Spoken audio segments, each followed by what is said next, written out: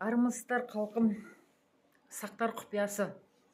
Біздің ежелгі бабаларымыз сақтардың пайдалы қазбалардан табылған жұмыстарынан Қазақстан территориясында 9 аймақтан қорғандар табылған. Соның атақтылары Боралдай қорғаны, Бесшатыр, Есік қорғаны және біреусі Шілікті қорғаны. Ол Тарбағатай тауының етегін ала Өскемен қаласына 500 км жетпейтін жерден. Сол жерде Шілікті алқабы деп аталған. Және оны орысша Царская долина деп атаған екен. Ол жерден 200-ге жуық қорған табылған, соның 50 шақтысы жаңағы сақтардың элитасына тиесілі. Ол жерден тек таза алтыннан құйылып жасалған. Қазіргідей алтынды алып, қаңылтыр сияқты жұқалап, оны өріп, оны бірдеңе емес, кәдімгідей құйып, слитка дейді ғой.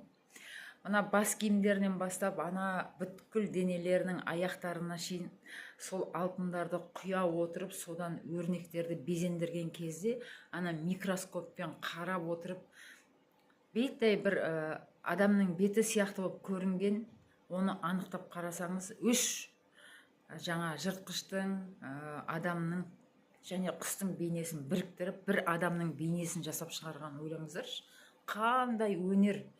Былайша айтқанда ювелирный работа болған. Содан кейін мынандай бір қызықты қараңыздар. Сақтардың қорғанынан алтын қорытатын пештер табылған, кеніштер табылған.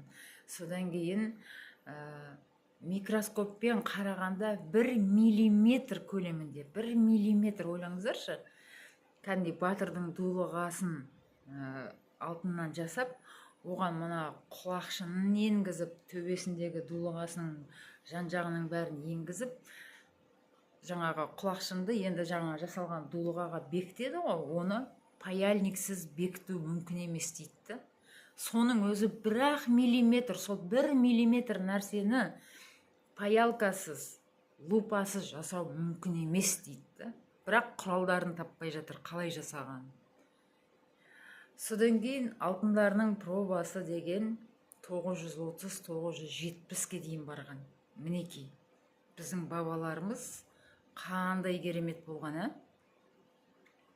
Қазіргі біздің адасқан мұсылмандардың табынып жүрген сахабалары белден төмен әңгіме айта алмаған, пайғамбарлардың өзі үйінде отырып сүйген болса, біздің ата-бабаларымыз қандай культурамен өмір сүрген. Ойлап кетсең, әрине ішің ашиды.